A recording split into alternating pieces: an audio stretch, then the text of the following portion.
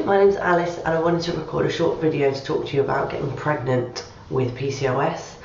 I know a lot of you will be struggling right now and you will kind of feel like you've got nowhere to turn. I know the wait lists for IVF are huge at the moment, and a lot of you have been delivered your PCOS diagnosis either recently or a long time ago, and just told that you are going to struggle to conceive naturally, and that's kind of it. So what I want to do is record this video and tell you my top tips for nourishing your body to conceive naturally. There is so much you can do with what you eat, what you have in the home, the toxins that surround you that can affect your hormone levels. And I think it's really important to get to the bottom of what is driving your PCOS specifically. It's not the same for everyone.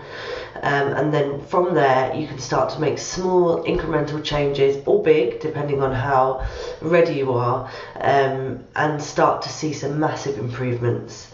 It could be that you're not looking to conceive now, but you do see babies in your future. So again, this is the perfect time to start to try and get to the bottom of your condition, work out why it's here, and start to sort of reduce and reverse some of those symptoms.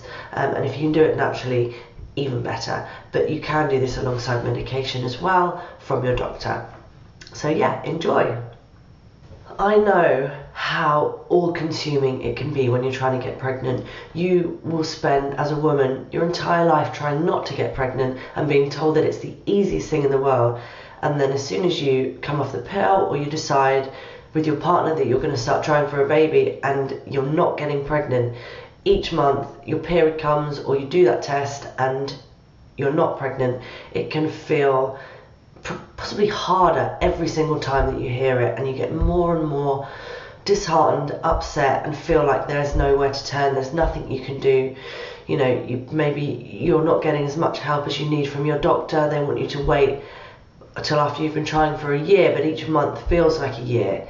I know how difficult that can be, and I want to tell you that there is so much that you can do to start to try and, you know, kickstart your hormones, rebalance your hormones.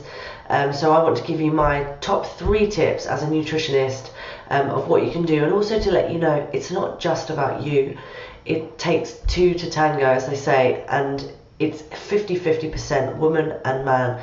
So it's really important that you get your partners, your husbands on board as well. Firstly, let me introduce myself and why I'm even recording this video. So I'm a nutritional therapist and I specialise in PCOS and also in women's hormones, so they kind of go hand in hand. Basically, I really want to help women to stop them from living in unnecessary pain with all of the nutrition skills that I learned from my course. So I studied for 3 years, and in the final year I started seeing clients, and just by chance 4 of those clients had PCOS. They were women with PCOS, and they were in so much pain and they were so sort of downtrodden, they didn't know what to do. The sort of advice from their doctor had been, go away and come back when you're trying to conceive, or to go onto the pill, and that was it. And it was kind of delivered like a life sentence, but with not much information on how they can help themselves without going on medication. Some people didn't want to do that. Some people tried it and it didn't work for them, and so they were kind of at the end of their tether. And the more I worked with them, the more research I did, it kind of became an obsession for me, and I read every paper, every book, and started to implement things that actually really quickly started to make a difference in hormone levels. We got some further testing done, we started to look at diet, we looked at what was driving the symptoms. Each one of them was different. Each person, each woman that came to me had different drivers for the symptoms, but the overarching aim was the same. It was to work out what is driving your symptoms and how can we manage them naturally with supplements, with diet, and with lifestyle. So now let's get into the tips. So I think instead of going to give you 3 tips, I'm actually going to give you my 4 top tips to help your body to prepare it for fertility, basically for conception. So number one is get your blood sugar under control. So even without PCOS, this is really important, but actually 75% of women who are diagnosed with PCOS have insulin resistance. And it's actually not part of the criteria that doctors use to diagnose you with PCOS. So there are three things you need. One is irregular periods or you're not ovulating at all. Two are the cysts on the ovaries, which you can actually have without PCOS. You can just have polycystic ovaries and not these other two symptoms and be absolutely fine. And the third one is high testosterone. And now it's actually thought that having high insulin or in the blood or insulin resistance can lead to high testosterone. And when you have high testosterone, that's when you start to get the symptoms of sort of, you could get acne around the jawline, you could be getting unwanted hair on the face, on the chest, on the back, but actually be thinning on top. So this is really common, a really common symptom for PCOS. It can lead to irregular periods, difficult weight to lose. So a lot of the time your doctor will say, your BMI is too high, come back to me when you've lost weight. But actually, if you have insulin resistance, it's so hard to lose weight.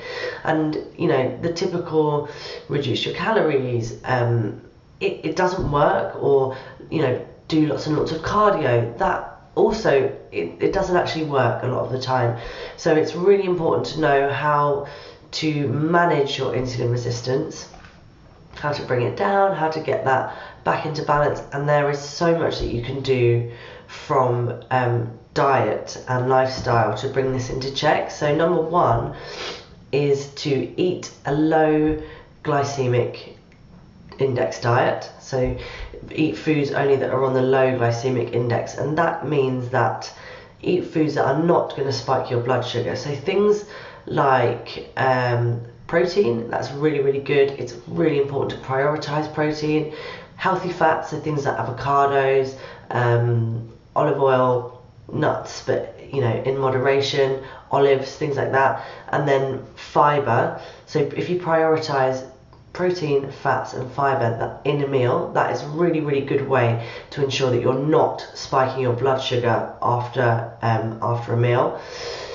And then to reduce foods that are high in sugar, high in sort of starches, things like white bread, pasta, sugar, cakes, these things.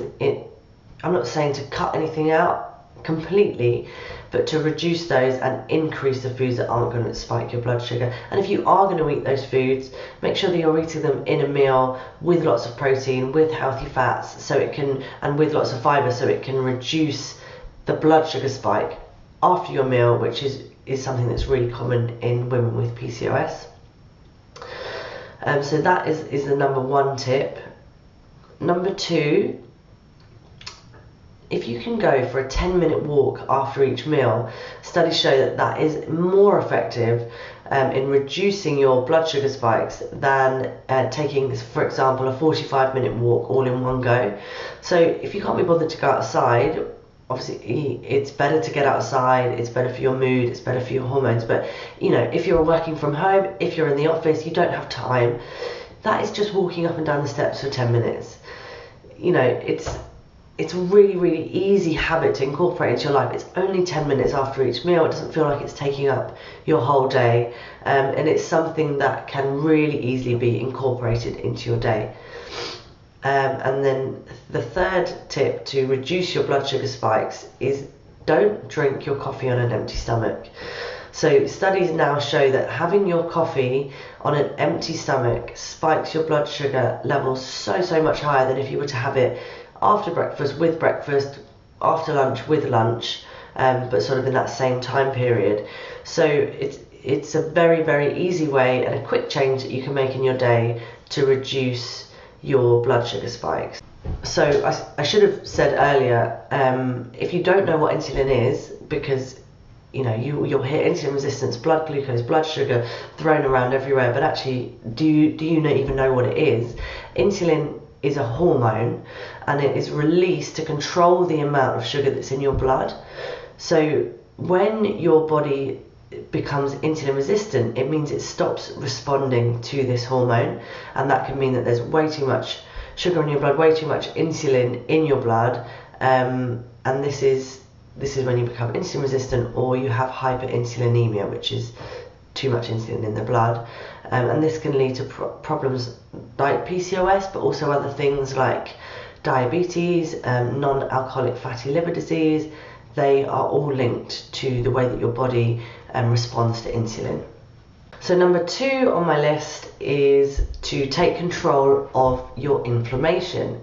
So PCOS is now known to be an inflammatory disorder, and unwanted inflammation can lead to chronic inflammation, and that can be really dangerous. It's also really common, not just for PCOS, but just in general, with the way that we eat now, the way that our lifestyles are. Chronic inflammation is really common, and it's actually the root of a lot of diseases. So bringing that under control, even if you're not trying to get pregnant, can only be a good thing. So some inflammation is actually good. It's your body's immune response to something that's gone wrong. So you could have a sickness bug, you could have hurt your knee, you could be generally ill, and inflammation is your body's way of trying to kill that bug, reduce that injury, and it's a good thing. Chronic inflammation is when it's left on over a long period of time, and there are lots of things that could contribute to that. So things like eating foods that your body is intolerant to. So the way that things like bread is made now, gluten, or dairy, the way that dairy is produced now is meaning that a lot of people are not able to tolerate that, and that means your body would recognize these food sources as danger, and it will release an inflammatory response, and because you keep eating those things, that inflammation will stay and it will be chronically activated. Also things like poor gut health, which now we know has a very strong link to PCOS, and I will actually do a video about that as well, is another reason for long-term inflammation, and stress. So stress, back in caveman times, would be activated if you were being chased by a tiger, and it would go up and then it would go down again. But now our busy lifestyles, screen time, stress in jobs, lots and lots of different factors are meaning that our inflammation, our stress response, and therefore our inflammation is chronically activated over a long period of time. So you can see how things like PCOS and other inflammatory disorders are becoming more and more common.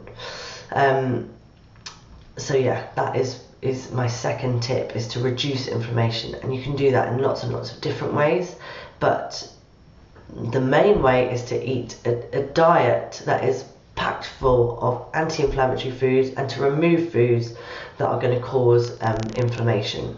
So a quick list of foods that are anti-inflammatory. There are so many, but here are some of my favourites. So turmeric is absolutely tried and tested time and time again to bring down inflammation. It sort of acts in the same way as ibuprofen, but without the nasty side effects. So that is a really good way, or a good food to incorporate into your diet. You can take it as a supplement.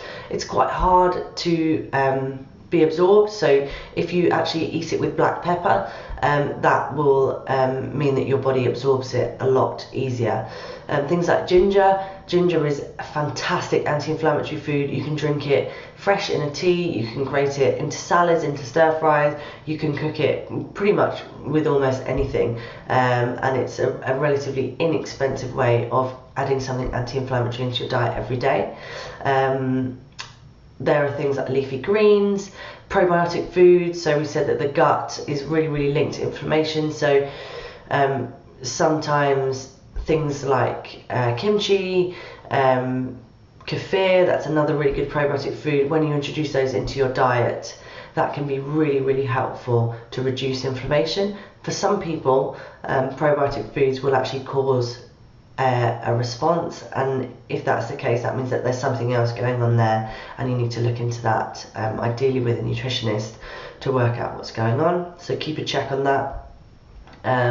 You know, lots of fruit and vegetables. Any berry or fruit that is purple or red, sort of the darker the fruit, the more antioxidants and really, really good you know, nutrients and vitamins, so they will be reducing the inflammation as well. Number 3, I briefly touched on it just now, but my third tip for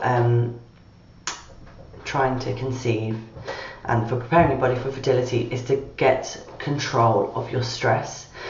So stress, whether physical or mental, can really, really take its toll on our bodies. You know, like I was just saying, stress is a primitive response. It's built into us from caveman times. It's there to keep us out of danger. And so, you know, if, like I said, a tiger's chasing you, you need the stress response. You need to kick into that fight or flight mode so you don't get eaten and you don't die. So in modern day life, you know, it's very unlikely that you're going to be chased by a lion or a tiger, but your body still responds in the same way to stress, only the stresses are so much more common, so you're seeing them every single day. So work, toxic relationships, lifestyle, food, everything that, you know, we see on a day-to-day basis is causing your body to have a stress response, and it's not being switched off. And when it's on over a long period of time, this can lead to inflammation. It can also lead to anxiety, to depression, and it can seriously decrease your immune system. So it's really, really important that you're working out what your stresses are and how to reduce them. It's really hard to do. It's probably what my clients find the hardest to do, over changing diet, exercising, things like that. The removing the things that are stressing us is really, really difficult. So you know, there are lots of things that you can do. You can do, and I would recommend that you kind of do small incremental changes with this rather than try and remove everything at once, because it can be really overwhelming. In relation to hormones, stress, so your stress hormone, which is cortisol, will override every other hormone. So as I keep saying, it's a primitive response, so it's to keep you safe. So if your body is thinking that you're in danger, everything else will shut down, and cortisol, which is your stress hormone, will be the most important thing. So you can understand the effect that then has on your other hormones, so your sex hormones are hormones that you need to try and conceive. If your body is pumping out cortisol, the rest of your hormones are kind of taking a back seat. So it's going to be really, really difficult to get pregnant. Signs of being chronically stressed are feeling exhausted all the time. Even if you wake up after 8 hours sleep, you still feel absolutely knackered. Feeling utterly exhausted after exercise, and also feeling sort of knackered in the day but then wired when it comes to bedtime and not to be able to sleep. These are all signs that your body is pumping out cortisol. And there are, like I said, so many things that you can do to reduce stress. It's really personal to you. I could say go away and meditate for 45 minutes a day, and it's just not going to work, because that's not right for you. And so I can give you my top 3 tips, but it's really important to kind of zoom out and take a step back and think, you know, what actually makes me feel relaxed. So for me, it's cooking. I love cooking. For some people that would be an absolute chore. There are other things like, you know, a really good thing to do is just get out for a walk in the morning. In the morning sunlight, that's really, really good for resetting your sleep hormones. Even if it's 10 minutes, just get outside for 10 minutes every single day. That's a really good habit to form. Rather than really high impact, sort of pounding the pavement exercise, which actually can be quite stressful for the body, try things like yoga, Pilates. It might feel, if you're used to getting really sweaty, it might feel like you're not doing much, but it's so good for you. Your core, it's really great for your core, but also it teaches you how to breathe. So a lot of the time when you're stressed, if you sit and you have a think about how you're breathing into your chest, when actually you should be breathing into your stomach, and that can really relax and shut off some of those sort of stress signals. You know, start with once a week and try it and see how you get on. And what else? The other thing is, practicing gratitude. So it can sound kind of airy-fairy and a bit strange at first, but just taking even 2 minutes in the morning to think, what is going right in my life? What am I grateful for? It could be as simple as the sun is shining today. It could be I'm going to see my friend later. It could be I've got amazing friends and family around me. Any of those things, it's really good at just resetting your brain for the day.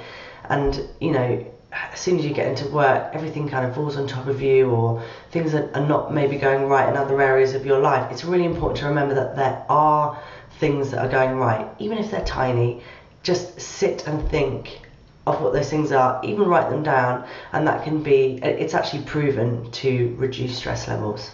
Okay, so my fourth and final tip to rebalance your hormones when you're trying to conceive, and even if you're not, is to take control of the toxins in your home. So first I want to start by saying it is impossible to avoid toxins altogether.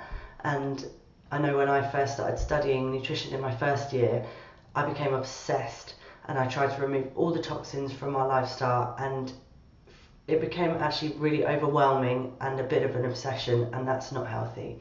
It can cause stress, which I've just been talking about in the previous point. So I think I found it really helpful to make small and incremental changes to eventually end up to a point where I feel like, I'm doing the best that I can with the tools that I've got, with the budget that I've got, and in the world that we live in now. So that's how I want to start. So hormones are really affected by toxins. Actually, sometimes toxins and chemicals can trick our body into thinking that they are hormones. So you can see very quickly how things can get out of balance and why hormonal disorders are massively on the rise. So my first tip for reducing toxins in the home is to buy a water filter. So it doesn't have to be a fancy one. It can just be a jug that you keep in the fridge, or sometimes when you keep it in the fridge it can take on the taste of other food, so be careful with that. But get a water filter. I know that our drinking water from the tap is certified safe and healthy, but if you dig sort of a little bit deeper into it, there are traces of metals and hormones and bugs and things that things like hormones, which are really, really sensitive, can react to. So that is a number one.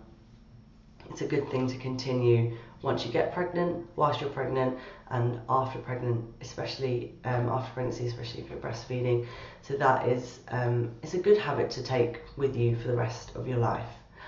Number two is to reduce plastics in your home. Again, it's really impossible to do completely, but things like swapping your Tupperware that's plastic for glass, things like not putting plastic in the microwave. If you microwave those bags of rice, decant it into a glass dish first. Instead of cling film, use a plate. Try and buy the loose veg rather than the veg covered in plastic. And they are just some simple tips to start to reduce plastic in the home.